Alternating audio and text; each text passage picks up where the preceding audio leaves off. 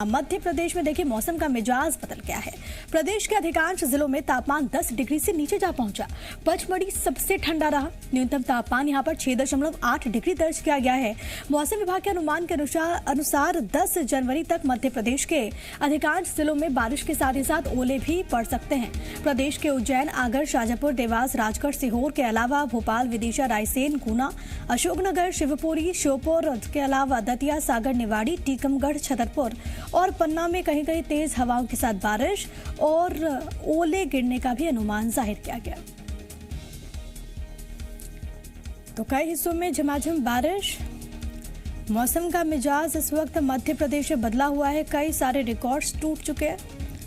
राहत मिलने के आसार बेहद कम है क्योंकि कई सारे सिस्टम हैं जो कि सक्रिय हैं। इस वक्त जो चक्रवात सिस्टम जो सक्रिय हुआ है वो पश्चिमी राजस्थान में बना हुआ है और इसी का असर मध्य प्रदेश के कई हिस्सों में देखने को मिल रहा है।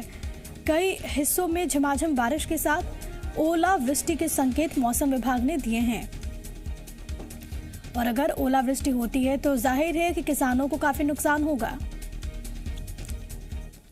वहीं गुना में बुधवार को आसमान में उमड़े बादलों ने अचानक बरसना शुरू कर दिया।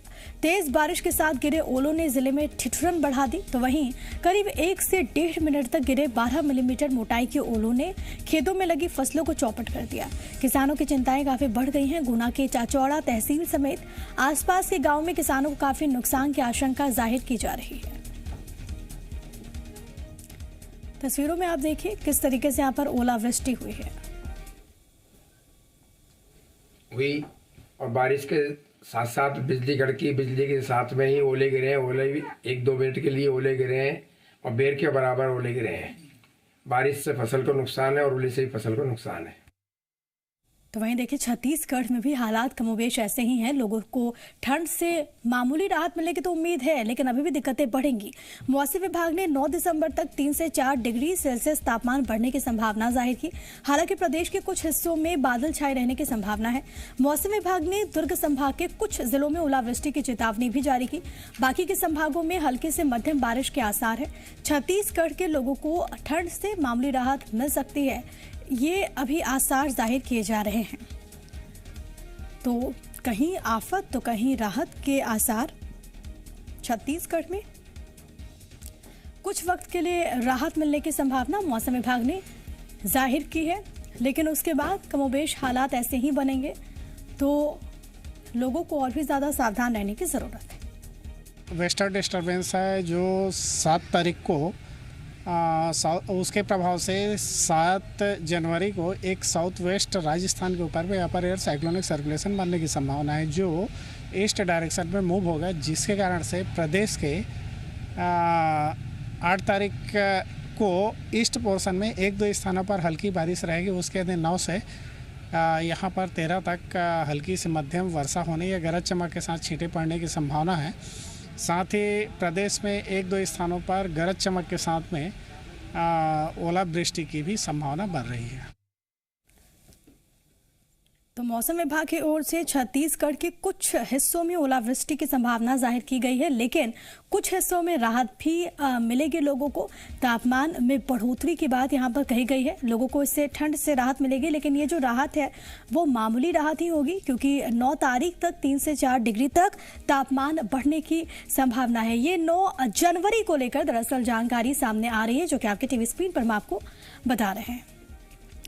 और इस वक्त मेरे साथ मेरे 2 सहयोगी मौजूद हैं। एक तो हम राजधानी रायपुर का हाल जानेंगे, सत्यप्रकाश मौजूद हैं। इसके अलावा हम भोपाल में राजधानी में क्या हालात बने हुए हैं ये भी जानेंगे, आकाश मौजूद है। सबसे पहले मध्य प्रदेश का रुख कर लेते हैं।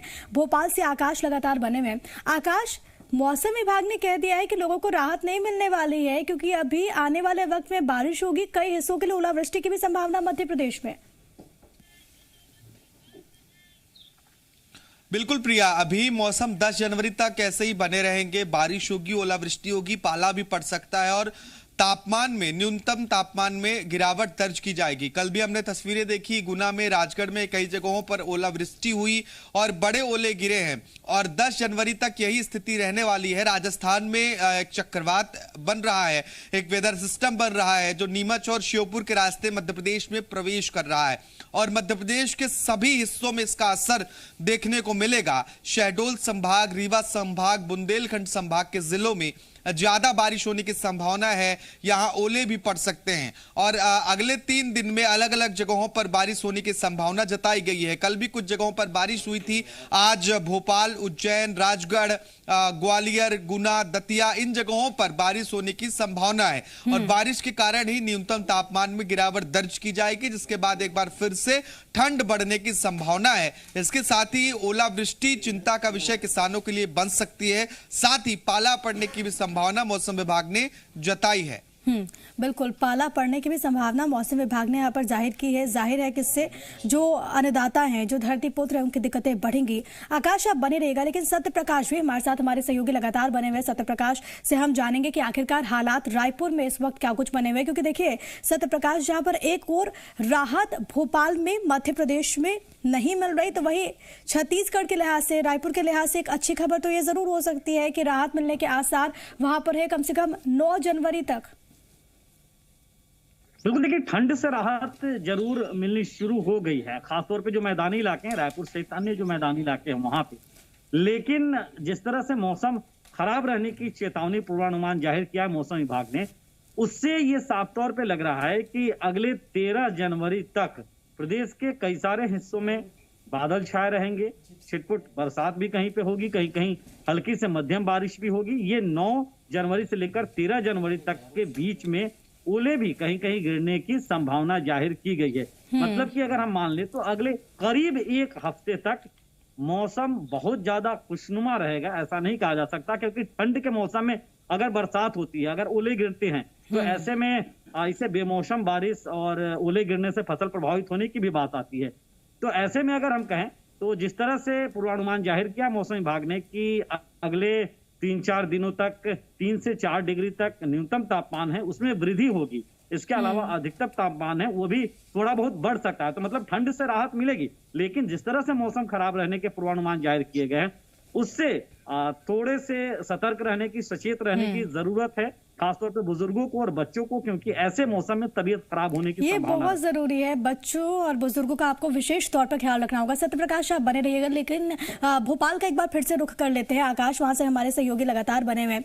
आकाश, देखिए इस वक्त जो हालात बने हुए हैं, जाहिर तौर पर बहुत ज्यादा देखिए चिंताजनक हो जाते हैं, लेकिन पूर्वानुमान को लेकर, क्योंकि इस वक्त जो मध्य प्रदेश में हालात बने हुए, कई सारे रिकॉर्ड्स टूट गए। अमूमन मध्य प्रदेश में उतनी ठंड हम नहीं देखते हैं, लेकिन इस बार सारे रिकॉर्ड्स टूट चुके हैं। भोपाल में जो प्रशासनिक अमला है, उसकी ओर से क्या तैयारी आपको देखने को मिल रही है? देखिए, राजधानी भोपाल में अगर हम प्रशासनिक अमले की बात करें, जिला प्रशासन की बात करें, तो जगह जगह पर अलाव जलाने की कोशिश भी जिला प्रशासन की ओर से की जाती है। साथ ही रैन बसेरों की भी व्यवस्थाओं को दुरुस्त किया गया है। बीते दिन कलेक्टर अविनाश लवानिया ने भी निरीक्षण किया था और जो अधिकतर रैन बसेरे राजधानी भोपाल में बनाए गए हैं वो ठीक हैं और लोगों को यहाँ पर अलाव की सुविधा दी जा रही है। साथ ही जो भी ठंड के कपड़े हैं वो वहां पर, चाहे वो रजाई की बात की जाए या कंबल की बात की जाए, उस तरह की व्यवस्था की गई है ताकि दूर दराज से या फिर अस्पतालों में इलाज कराने के लिए जो लोग पहुंचते हैं, जिनके पास रहने के लिए जगह नहीं है, वो रैन बसेरों जैसी जगहों पर रहकर अपनी रात गुजार सके। और ठीक है आकाश, आप हमारे साथ बने रहिए, लेकिन जो जानकार हैं वो मौसम को लेकर क्या बताते हैं ये जरा समझने की कोशिश करते हैं। मौसम वैज्ञानिक जीडी मिश्रा साहब हमारे साथ जुड़ गए। मिश्रा साहब, बहुत स्वागत आपका। और क्या आसार सर मध्य प्रदेश के लिए मौसम को लेकर? देखिए, अभी जो राजस्थान के ऊपर प्रेरित चक्रवात बना हुआ है, साउथ वेस्ट राजस्थान, पश्चिमी राजस्थान में, तो उसका असर हमारे प्रदेश में अभी भी है। तो पिछले 24 घंटे में ग्वालियर, चंबल, उज्जैन संभाग, भोपाल संभाग और ये रीवा संभाग, सागर संभागों में हमको छुटपुट हल्की वर्षा मिली है पिछले 24 घंटे में। लेकिन ये जो इसका प्रभाव है पूरे मध्य प्रदेश में लगभग हमको 12 तारीख तक देखने को मिलेगा। छुटपुट वर्षा और कहीं कहीं गरज के साथ बौछारें पड़ेंगी, कहीं कहीं ओले गिर सकते हैं और खासकर पश्चिमी मध्य प्रदेश में 2 दिन प्रभाव रहेगा और कल के बाद से पूरी मध्य प्रदेश में भी 3 दिन कुछ कुछ स्थानों पर वर्षा होगी और कहीं कहीं बिजली गिरने की भी संभावना है। जी। तो जब खासकर बिजली कड़के तो हमारे जो आम लोग या किसानों से मैं निवेदन करूंगा, पेड़ के नीचे या वृक्ष के नीचे खड़े बिल्कुल कदापि न हो, थोड़ा देर का असर रहता है तो किनारे कहीं दुबक के बैठ जाए नीचे किनारे। मिश्रा कभी भी साहब, बिजली एक के चीज तार को और, नीचे क्योंकि न करें। हमने देखा कि बीते दिनों जब ओलावृष्टि हुई तो किसानों को काफी नुकसान पहुंचा।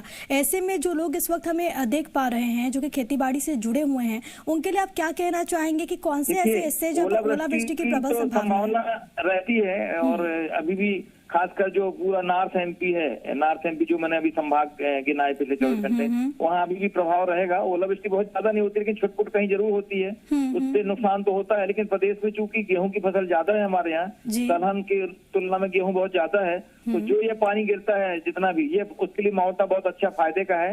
लेकिन जिनके फूल आ गए हैं फसलों में, बटरी मसूर वगैरह है, उसमें जरूर ये अगर कहीं ओले या ज्यादा पानी गिर जाए तो नुकसान की संभावना रहती है। लेकिन ज्यादातर इस पानी से हमेशा जिनका सिंचाई के साधन नहीं है, सिंचाई नहीं कर पाए, उसके लिए तो रामबाण औषधि है ये, और उससे किसानों को फायदा होगा।